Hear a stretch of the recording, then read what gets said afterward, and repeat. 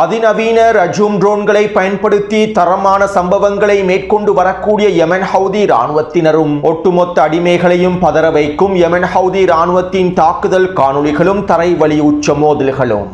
ஈரானின் ட்ரோன் தாக்குதல்களில் இருந்து எண்ணெய் கிணறுகளையும் எண்ணெய் தொட்டிகளையும் மிக முக்கியமான தளங்களையும் பாதுகாப்பதற்காக ஐக்கிய அரபு அமீரகம் மேற்கொண்டிருக்கக்கூடிய முயற்சிகளும் இந்த தடைகளை தாண்டி சம்பவம் செய்ய போகும் ஈரானின் அதிநவீன தொழில்நுட்ப ட்ரோன்களும் ஏவுகணைகளும்.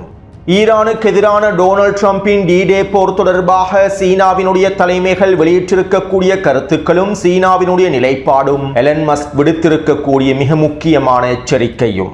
துருக்கி மற்றும் இஸ்ரேலி ஆக்கிரமிப்புக்கிடையிலான பதற்ற நிலைமைகளும் துரோகி அர்துகானின் வெற்றி கண்டன அறிக்கைகளும் நெட்டன்யாகுவின் அறிவிப்புகளும் ஹைஃபா துறைமுகத்தில் களமிறங்கி இருக்கக்கூடிய துருக்கியின் சரக்கு கப்பல்களும்.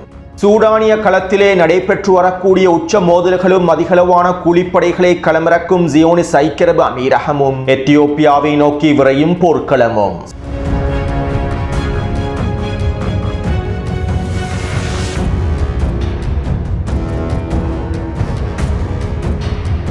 சூடானிய களத்தில் நடைபெற்று வரக்கூடிய உச்ச மோதல்கள் தொடர்பாக இந்த வாரத்தினுடைய ஆரம்பத்தில் வெளியிட்ட காணொளிகளில் சில முக்கியமான தகவல்களை பதிவிட்டிருந்தேன். அதாவது குறித்த வரைபடத்திலே பச்சை நிற வளையத்தினால் காண்பிக்கப்பட்டிருக்கக்கூடிய சூடான் மற்றும் எத்தியோப்பியாவினுடைய எல்லை பகுதிகளில் தற்போது உச்ச மோதல்கள் நடைபெற்று வருகின்றன. ஐக்கிய அரபு அமீரகத்தினுடைய ஆதரவு பெற்ற RSF படைகள் எத்தியோப்பியாவினுடைய எல்லை பிரதேசம் வழியாக சூடானிய அரசு இராணுவத்திற்கு எதிரான தாக்குதல்களை குறித்த பிரதேசங்களில் மேற்கொண்டிருந்தார்கள். மேலும் கடந்த 5 நாட்களாக குறித்த பிரதேசத்திலே உச்ச மோதல்கள் நடைபெற்று வருகின்றன. மேலும் இந்த தரைவழி மோதல்களில் RSF படையினர் குறித்த பகுதியில் இருக்கக்கூடிய 2-3 கிராமங்களை கைப்பற்றிக் கொண்டுள்ளார்கள். இருப்பினும் குறித்த பகுதியில் இருந்து RSF படைக்குழுக்களினால் முன்னேறுவதற்கு முடியவில்லை. சூடானிய அரசு இராணுவமும் RSF படைகளை இலக்கு வைத்து தொடர்ச்சியான தாக்குதல்களை மேற்கொண்டிருந்தார்கள். கடந்த 5 நாட்களுக்குள்ளே குறித்த பகுதியில் மேற்கொண்டிருக்கக்கூடிய தாக்குதல்களில் பல RSF படைக்குழுக்கள் அளிக்கப்பட்டிருப்பதாக தெரிவிக்கப்படுகின்றது. அத்தோடு ஜியோனிஸ் ஐக்கிய அரபு அமீரகத்திற்கும் எத்தியோப்பியாவினுடைய அரசாங்கத்திற்கும் இடையிலே மேற்கொள்ளப்பட்டிருக்கக்கூடிய பேச்சுவார்த்தைகளுக்கு அமைவாக ஒப்பந்தங்களுக்கு அமைவாக RSF படைகளுக்கு தேவையான அதிகளவான ஆயுத பரிமாற்றத்தையும் எத்தியோப்பியா மேற்கொண்டு வருகின்றது. எத்தியோப்பியாவினுடைய எல்லை பிரதேசத்தின் வழியாக சூடானினுடைய தலைநகரான கார்ட்டூமை கைப்பற்றுவதற்காகவே இந்த வேலை திட்டங்கள் முன்னெடுக்கப்பட்டு வருகின்றன.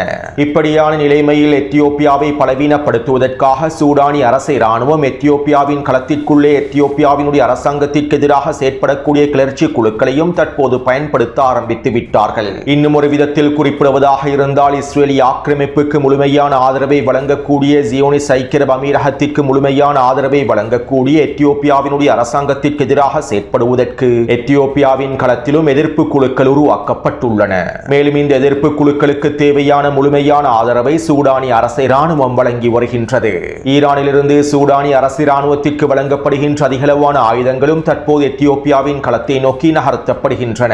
சூடானுக்கு எதிரான போர்க்களத்தில் எத்தியோப்பியா முழுமையாக ஐக்கிய அரபு அமீரகத்திற்கு ஆதரவு அளித்ததற்காகவும் இஸ்ரேலிய ஆக்கிரமிப்புக்கு ஆதரவு அளித்ததற்காகவும் தற்போது சூடானிய அரசு இராணுவம் தந்திரமாக காய்களை நகர்த்தி எத்தியோப்பியாவின் அரசாங்கத்திற்கு எதிரான எதிர்ப்பு போராட்டத்தையும் ஆரம்பித்துள்ளது. இதன் விளைவாக தற்போது சூடானிய அரசு இராணுவம் எத்தியோப்பிய எல்லை பிரதேசத்தினூடாக அதிகளவான போராளிகளையும் களமிறக்கி வருகின்றது. எத்தியோப்பியாவினுடைய அரசாங்கத்தை பலவீனப்படுத்துவதற்காகவும் எத்தியோப்பியா எல்லை பிரதேசத்திலிருந்து RSF படைக்குழுக்களை பின்வாங்க செய்வதற்காகவுமே இந்த வேலை திட்டங்களையும் மேற்கொண்டு வருகின்றார்கள். எனவே சூடானிய அரசு இராணுவத்தின் இந்த தரமான நடவடிக்கைகளின் விளைவாக தற்போது எத்தியோப்பியாவினுடைய எல்லை பிரதேசத்திலும் எத்தியோப்பியாவினுடைய களத்திலும் போரானது விரிவடைய போகின்றது. எத்தியோப்பியாவில் இருக்கக்கூடிய எதிர்ப்பு குழுக்கள் எத்தியோப்பியாவின் ஜியோனிஸ் ஆதரவு அரசாங்கத்திற்கு எதிராக பல வேலை திட்டங்களையும் ஆரம்பித்துள்ளார்கள்.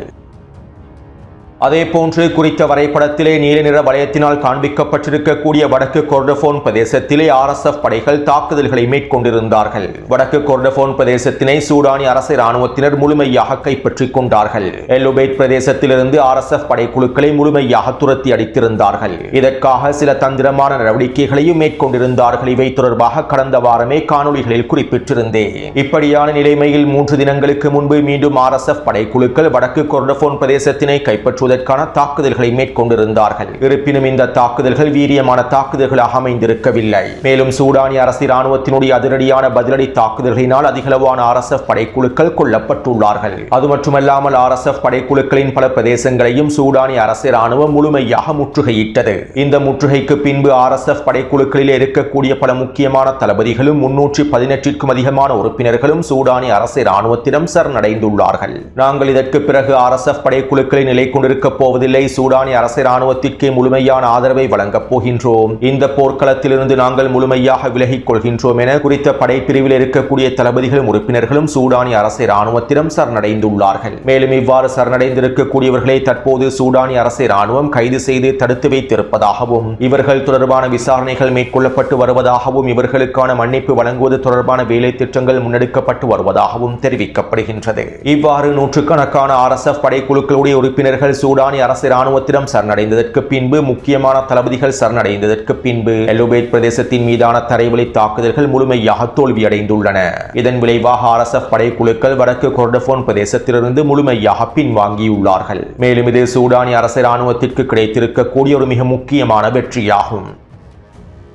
அதாவது சூடானிய களத்திலே ஐக்கிய அரபு அமீரகத்தின் ஆதரவு பெற்ற RSF படைகள் பலவீனமடைந்து வருகின்றார்கள். மேலும் இப்படியான நிலைமையில் ஐக்கிய அரபு அமீரகம் RSF படைக்குழுக்களை பலப்படுத்துவதற்காக கொலம்பியாவிலிருந்து 2000க்கும் அதிகமான கூலிப்படைகளை தற்போது களமிறக்கியுள்ளது. சாடினுடைய எல்லை பிரதேசத்தின் ஊடாகவும் கிழக்கு லிபியாவின் ஹஃப்தாரினுடைய எல்லை பகுதிகளின் ஊடாகவுமே அதிகளவான கொலம்பிய கூலிப்படைகள் சூடானிய களத்தில் களமிறக்கப்பட்டுள்ளார்கள். ஐக்கிய அரபு அமீரகத்தில் இருக்கக்கூடிய தனியார் பாதுகாப்பு நிறுவனமான GSSG என்கின்ற தனியார் பாதுகாப்பு நிறுவனத்தின் மூலமாகவே RSF படைகளுக்கு தேவையான கொலம்பியாவினுடைய கூலிப்படைகள் களமிறக்கப்பட்டுள்ளன.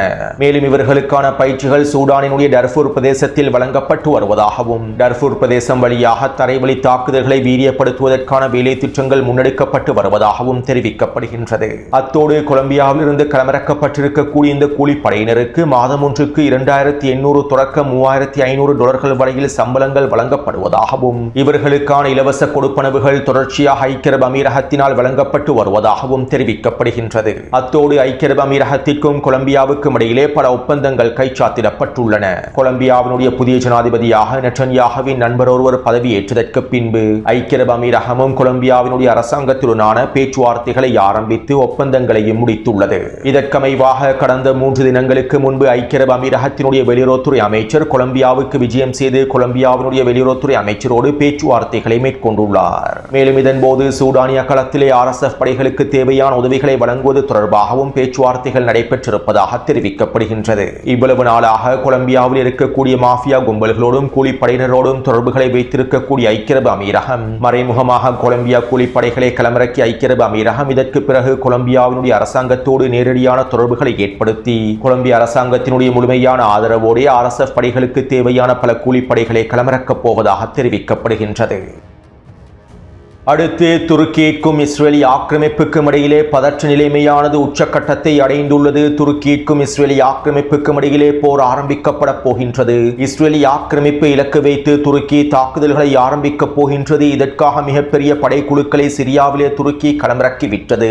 இதனால் தற்போது உச்ச பதற்ற நிலைமையானது ஏற்பட்டுள்ளது என பல சிரிப்பூட்டும் செய்திகளை நீங்கள் கடந்த சில நாட்களாக தொடர்ச்சியாக கேட்டிருப்பீர்கள். இப்படியான நிலைமையில் நேற்றைய தினம் துருக்கியினுடைய நீதித்துறையானது நெட்டன்யாகுவுக்கு எதிரான கைது அறிவித்தல்களையும் வெளியிட்டிருந்தது. அதாவது சர்வதேச மனிதாபிமான நிறுவனமாக செயற்படக்கூடிய காசாவுக்கான உணவுப் பொருட்களை கொண்டு செல்வதற்காக பல வேலை திட்டங்களை மேற்கொண்ட குளோபல் சுமுத் புளோட்டினா நிறுவனத்திற்கு எதிராக இஸ்ரேலிய ஆக்கிரமிப்பு மேற்கொண்ட வேலை திட்டங்களுக்காகவும் மனிதநேயத்திற்கு எதிரான மனித குலத்திற்கு எதிரான செயற்பாடுகளை நெட்டன்யாகு மேற்கொண்டதற்காகவும் துருக்கியினுடைய நீதித்துறை நெட்டன்யாகுவுக்கு எதிரான பிடியாணைகளை பிறப்பித்துள்ளது. போர்க்குற்றங்களை மேற்கொண்டதற்காக நெட்டன்யாகு கைது செய்யப்பட வேண்டும் என்றும் துருக்கியினுடைய நீதித்துறையானது அறிவித்துள்ளது.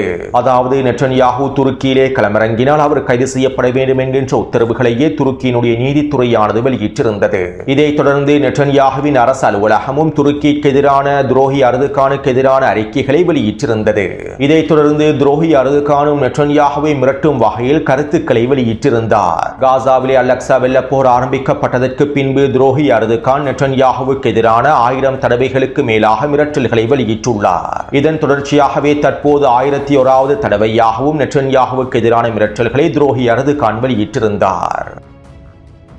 அத்தோடு இந்த நிலைமைகளுக்கு பின்பு சர்வதேச ஊடகங்களும் அடிமையரபு ஊடகங்களும் இந்திய ஊடகங்களும் பிரச்சாரங்களை ஆரம்பித்தார்கள். துருக்கி தற்போது நெட்டன்யாகுவுக்கு எதிரான கடுமையான நிலைப்பாடுகளை எடுத்துள்ளது. நெட்டன்யாகுவை கைது செய்வதற்கான நிலைப்பாடுகளை துருக்கி எடுத்துள்ளது. துருக்கிக்கும் இஸ்ரேலுக்கும் இடையிலே பதற்ற நிலைமையானது உச்சக்கட்டத்தை அடைந்து விட்டது. துருக்கி இஸ்ரேலுக்கு எதிரான தாக்குதல்களை மேற்கொள்வதற்கு படைகளை நகர்த்துகின்றது. சிரியா வழியாக துருக்கியினுடைய படைகள் குவிக்கப்படுகின்றன. நெட்டன்யாகு துருக்கியை தாக்குவதற்கு தயாராகி வருகின்றார். துருக்கியினுடைய போர் விமானங்கள் இஸ்ரேலிய ஆக்கிரமிப்பை நோக்கி நகர்கின்றது என ஒட்டுமொத்த சர்வதேச ஊடகங்களும் பிரச்சாரங்களை ஆரம்பித்து விட்டார்கள். உண்மையிலேயே இந்த பிரச்சாரங்களையும் செய்திகளையும் கேட்கும் போது விழுந்து விழுந்து சிரிக்க முடியும். கடந்த 3 வருடங்களாக அல்-அக்ஸா வெள்ளப்போரை தொடர்ச்சியாக அவதானித்து வரக்கூடிய ஒருவர் இந்த செய்திகளையும் பிரச்சாரங்களையும் கேட்டால் விழுந்து விழுந்து சிரிப்பார். உண்மையில் துருக்கியினுடைய நீதித்துறையினால் எடுக்கப்பட்டிருக்கக்கூடிய முடிவுகளும் துரோகி அர்துகானினுடைய இந்த முடிவுகளும் நெட்டன்யாகுவினுடைய வாக்கு வங்கிகளையே அதிகரிக்கப் போகின்றது. இஸ்ரேலிய ஆக்கிரமிப்பினுடைய தேர்தல் களம் தொடர்பாக முன்னே காணொலியில் நான் தெளிவாக குறிப்பிட்டிருந்தேன். நெட்டன்யாகுவுக்கு எதிராக களமிறங்கி இருக்கக்கூடிய நெஃப்டலி பென்னெட்டும் அவருடைய தேர்தல் பிரச்சாரங்களும் எதனை நோக்கி நகர்கின்றது என்பதனையும், இந்த தேர்தல் பிரச்சாரங்களை பலவீனப்படுத்தி மீண்டும் ஆட்சியை கைப்பற்றுவதற்கு நெட்டன்யாகு எவ்வளவு முயற்சிகளை மேற்கொண்டு வருகின்றார் என்பதனையும், இந்த தேர்தல் பிரச்சாரங்களுக்கு பின்னால் இருக்கக்கூடிய உண்மைகளையும் முன்னே காணொலியில் நான் தெளிவாக குறிப்பிட்டுள்ளேன். மேலும் பலஸ்தீனிய மக்கள் இனப்படுகொலை செய்யப்பட்டு வரக்கூடிய சந்தர்ப்பத்தில் நெட்டன்யாகு கழுத்தத்தை வழங்கும் நோக்கத்தோடு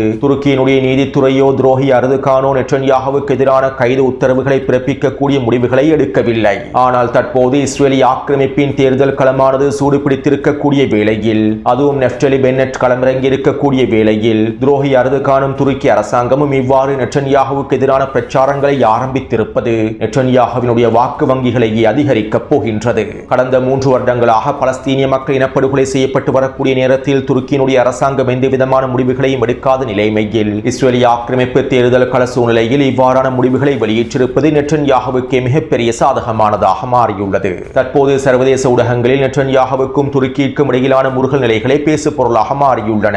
இதனால் நெட்டன்யாகுவுக்கு எதிராக தேர்தலில் களமிறங்கி இருக்கக்கூடிய நெஃப்டலி பென்னெட்டினுடைய ஆதிக்கமும் பலவீனமடைந்து விட்டது. நெஃப்டலி பென்னெட்டினுடைய பிரச்சாரங்களும் தோல்வியடைந்துள்ளன. எனவே துரோகி அர்துகானினுடைய அரசாங்கத்தினால் எடுக்கப்பட்டிருக்கக்கூடிய இந்த முடிவுகள் நெட்டன்யாகுவினுடைய வாக்கு வங்கிகளையே அதிகரிக்கப் போகின்றது என்பதே யதார்த்தமான உண்மையாகும். மேலும் இதிலிருந்து இவை அனைத்தும் தேர்தல் பிரச்சாரத்தினுடைய நாடகங்கள் என்பதனையும் உங்களுக்கு தெளிவாக புரிந்து கொள்ள முடியும். அத்தோடு சர்வதேச நீதிமன்றத்தினால் நெட்டன்யாகுவுக்கு எதிராக ஏற்கனவே பிடியாணை வழங்கப்பட்டுள்ளது. இதற்கமைவாக நெட்டன்யாகுவை கைது செய்வதற்கு எந்த நாடு முன்வரவில்லை. இதனால் சர்வதேச நீதிமன்றத்தினால் எடுக்கப்பட்டிருக்கக்கூடிய முடிவுகள் எந்த விதத்திலும் செல்லாத முடிவுகளாக மாறிவிட்டன. இப்படியான நிலைமையில் துருக்கி அரசாங்கத்தினால் நெட்டன்யாகுவை கைது செய்வதற்கு வழங்கப்பட்டிருக்கக்கூடிய உத்தரவுகள் ஒருபொழுதும் தாக்கத்தை ஏற்படுத்தக்கூடிய உத்தரவுகளாக அமையாது. இருப்பினும் துரோகி அர்துகான் நெட்டன்யாகுவுக்கு எதிராக கடுமையான முடிவுகளை எடுத்துவிட்டார். நெட்டன்யாகு விரைவில் கைது செய்யப்பட போகின்றார். நெட்டன்யாகுவை கைது செய்வதற்கு துரோகி அர்துகான் பறந்து வருகின்றார் என இந்திய ஊடகங்களும் ஏனைய சர்வதேச ஊடகங்களும் பிரச்சாரங்களை மேற்கொள்கின்றார்கள். அத்தோடு இங்கிருக்கக்கூடிய இன்னும் ஒரு சுவாரஸ்யமான விடயம் என்னவென்றால், சர்வதேச ஊடகங்களிலும் அடிமையரபு ஊடகங்களிலும் இந்திய ஊடகங்களிலும் இவ்வாறு துருக்கிக்கும் இஸ்ரேலிய ஆக்கிரமிப்புக்கும் இடையில் இருக்கக்கூடிய பதற்ற நிலைமைகள் தொடர்பான பிரச்சாரங்கள் மேற்கொள்ளப்பட்டு வரக்கூடிய நிலைமையில் துருக்கியினுடைய மிக முக்கியமான 2 சரக்கு கப்பல்கள் இஸ்ரேலிய ஆக்கிரமிப்பின் ஹைஃபா துறைமுகத்திலே களமிறங்கியுள்ளன. இதற்கான ஆதாரங்களையும் நான் பதிவிட்டுள்ளேன். சர்வதேச கப்பல் போக்குவரத்து நிறுவனங்களுடைய தரவுகளில் இருந்தும் இதனை உங்களுக்கு உறுதிப்படுத்திக் கொள்ள முடியும். அதாவது துருக்கியிலிருந்து இஸ்ரேலிய ஆக்கிரமிப்புக்கு தேவையான அத்தியாவசியமான உணவுப் பொருட்கள் ஹைஃபா துறைமுகத்திலே களமிறக்கப்பட்டுள்ளன. ஊடகங்களிலே இவ்வாறான பிரச்சாரங்கள் நடைபெற்றுக் கொண்டிருக்கக்கூடிய வேளையில் துருக்கியும் இஸ்ரேலிய ஆக்கிரமிப்பும் அவர்களுடைய வர்த்தக தொடர்புகளை இன்னும் பலப்படுத்தி வருகின்றார்கள். ஒட்டுமொத்த சர்வதேச ஊடகங்களும் இந்த போலி பிரச்சாரங்களை மேற்கொண்டு வரக்கூடிய நிலைமையில் துருக்கிக்கும் இஸ்ரேலிய ஆக்கிரமிப்புக்கும் இடையில் பல பில்லியன் டாலர் வர்த்தகம் நடைபெற்று வருகின்றது. இதனால் தான் நான் அர்துகானை துரோகி அர்துகான் என்று வெளிப்படையாக கூறுகின்றேன். நீதித்துறையை பயன்படுத்தி நெட்டன்யாகுவுக்கு எதிராக வெற்று அறிக்கைகளை வெளியிடுவதனால் எதுவுமே மாறப்போவதில்லை. நெட்டன்யாகுவை கைது செய்வோம் என்கின்ற வெற்று அறிக்கைகளினால் எதுவுமே மாறப்போவதில்லை. இதற்கு மாற்றமாக துரோகி அர்துகான் இஸ்ரேலிய ஆக்கிரமிப்புடனான வர்த்தக தொடர்புகளை உண்மையாகவே நிறுத்தி இருந்தால் அது இஸ்ரேலிய ஆக்கிரமிப்புக்கு தாக்கத்தை ஏற்படுத்தி இருக்கும். காசாவிலே பலஸ்தீனிய மக்கள் கொன்று குவிக்கப்படும் போதும் இஸ்ரேலிய ஆக்கிரமிப்போடு வர்த்தக தொடர்புகளை மேற்கொண்ட துரோகி அர்துகான் தற்போது மாத்திரம் வர்த்தக தொடர்புகளை நிறுத்தப் போவதில்லை. எனவே இவ்வாறான செய்திகள் துரோகி அர்துகானுடைய பக்தர்களை வேண்டுமானால் குஷிப்படுத்தலாம். களத்தினுடைய யதார்த்தத்தை தெளிவாக புரிந்திருக்கக்கூடிய மக்கள் இந்த செய்திகளின் மூலமாக ஒரு பொழுதுமே மாற்றப்பட போவதில்லை. மேலும் இவை தொடர்பாக பல காணொளிகளில் நான் பல விடயங்களை தெளிவாக உங்களுக்கு கூறிவிட்டேன். மேலும் என்னால் முடிந்தவரை இந்த துரோகிகளையும் அடிமைகளையும் அம்பலப்படுத்துவதற்கான தகவல்களை தொடர்ச்சியாக பதிவிடுவேன். அடுத்து ஈரானுக்கு எதிராக டொனால்ட் ட்ரம்ப் ஆரம்பித்திருக்கக்கூடிய எக்கனாமிக் டி-டே போர் தொடர்பாக வாஷிங்டன் போஸ்ட் ஊடகத்தினுடைய இராணுவ ஆய்வாளர் அரசியல் ஆய்வாளர் இவ்வாறு தெரிவித்துள்ளார். பல தசாப்தங்களாக அமெரிக்கா ஈரானுக்கு எதிரான உச்ச பொருளாதார தடைகளை விதித்து வருகின்றது. ஈரான் ஏற்கனவே அமெரிக்காவினுடைய உச்ச பொருளாதார தடைகளுக்குள்ளேயே இயங்கி வருகின்றது. இப்படியான நிலைமையில் புதிய பொருளாதார தடைகளின் மூலமாகவும் டொனால்ட் ட்ரம்ப் அறிவித்திருக்கக்கூடிய உச்ச பொருளாதார தடைகளின் மூலமாகவும் எந்தவிதமான மாற்றங்களும் பெரிதாக ஏற்பட போவதில்லை. ஈரானுக்கு எதிராக மேலதிகமான பொருளாதார தடைகளை விதிப்பதற்கான வாய்ப்புகளும் டொனால்ட் ட்ரம்புக்கு குறைவாகவே இருக்கின்றது. ஏனென்றால் இருக்கக்கூடிய அனைத்து பொருளாதார தடைகளையும் ஈரான் மீது விதித்து விட்டார்கள். இதற்கு மேலும் ஈரான் மீது விதிப்பதற்கு எந்த பொருளாதார தடைகளும் இல்லை. அந்த அளவுக்கு பல வருடங்களுக்கு முன்பிருந்தே ஈரானுக்கு எதிராக பொருளாதார தடைகள் விதிக்கப்பட்டுள்ளன. மேலும் இந்த உச்ச பொருளாதார தடைகளுக்கு மத்தியில் இயங்குவதற்கான வேலை திட்டங்களையும் ஈரானியர்கள் கண்டுபிடித்து விட்டார்கள். இதனால் டொனால்ட் ட்ரம்ப் தற்போது ஆரம்பித்திருக்கக்கூடிய அடுத்த கட்ட பொருளாதார தடைகள் ஈரானுக்கு எந்தவிதமான தாக்கத்தையும் ஏற்படுத்த போவதில்லை. அது மட்டுமல்லாமல் ஈரானுக்கு எதிரான அடுத்த கட்ட பொருளாதார தடைகளை விதிப்பதாக கூறி டொனால்ட் ட்ரம்ப் ஆரம்பித்திருக்கக்கூடிய இந்த சம்பவங்கள் அமெரிக்காவின் பொருளாதாரத்திற்கு மிகப்பெரிய தாக்கத்தை ஏற்படுத்த போகின்றன. ஹெர்முஸ் ஜலசந்தி பிரதேசத்தினை அவசரமாக திறக்காவிட்டால் நிலைமைகளின் வரக்கூடிய நாட்களில் மோசமடையக்கூடியதாகவே அமைந்துள்ளது என குறித்த ஊடகத்தினுடைய அரசியல் ஆய்வாளர் தெரிவித்துள்ளார். இப்படியான நிலைமையில் எலன் மஸ்கும் அமெரிக்காவினுடைய கடன்கள் தொடர்பான அறிவிப்பொன்றை எச்சரிக்கை ஒன்றை வெளியிட்டுள்ளார். அமெரிக்காவினுடைய பொருளாதார நிலைமைகள் மிகவும் மோசமான நிலைமையை நோக்கி நகர்ந்து கொண்டிருக்கின்றன.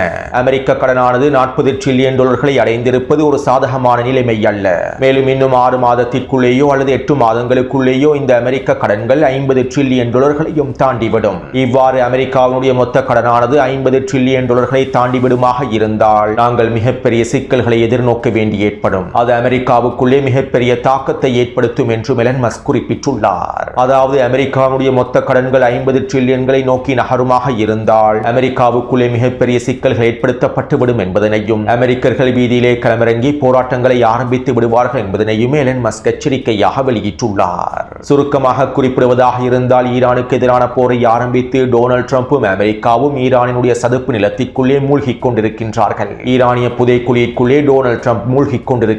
அமெரிக்காவினுடைய பொருளாதாரமும் மூழ்கிக் கொண்டிருக்கின்றது.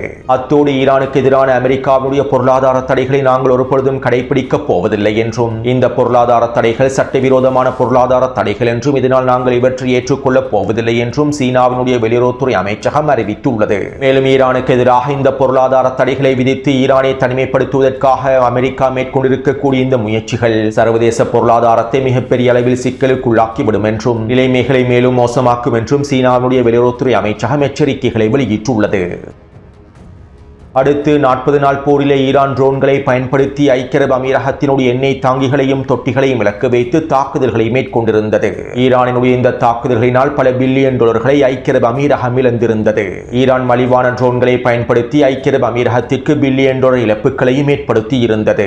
இப்படியான நிலைமையில் ஐக்கிய அரபு அமீரகத்தில் இருக்கக்கூடிய மிக முக்கியமான எண்ணெய் தொட்டிகளையும் எண்ணெய் தளங்களையும் பாதுகாப்பதற்காக ஐக்கிய அரபு அமீரகம் உலோக வலைப்பின்னல்களை மேற்கொண்டுள்ளது. அதாவது எரிபொருள் தொட்டிகளையும் எண்ணெய் சுத்திகரிப்பு நிலையங்களையும் உலோக கூடுகளினால் மூடியுள்ளது. குறித்த வரைபடத்தில் இதனை உங்களுக்கு அவதானிக்கலாம். மேலும் இவை தொடர்பான காணொளிகளை டெலிகிராம் சேனலிலும் பதிவிட்டிருந்தேன். அத்தோடு இங்கிருக்கக்கூடிய சுவாரஸ்யமான முக்கியமான விடயம் என்னவென்றால் இந்த உலோக கூண்டுகளை பயன்படுத்தி இந்த எண்ணெய் தொட்டிகளை ஒரு பொழுதும் பாதுகாக்க முடியாது.